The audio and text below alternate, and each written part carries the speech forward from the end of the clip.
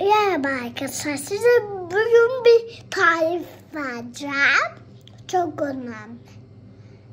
Bak, ne yapıyorsunuz? Ve zeytinyağı, limon, bal ve karıştırıyorsunuz, kaynatıyorsunuz, içiyorsunuz. Her gün bir defa içiyoruz. Yoksa desemiz sürüyor. Pasta yiyeceğiz. Pasta mı? Evet. Pasta da. Ve hemen üç defa pasta yememiz lazım.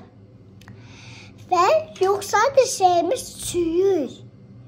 Biliyor musunuz? Yoksa Doktor abla dedi, abi dedi, senin tüyü çeken seni çekerim ha.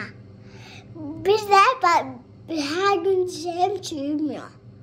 Ama çok şeker yok. Doktor amcayı mı kandırıyorsun? He, onu kandırıyorum. Ona mesaj atıyorum burada. Uy, hadi.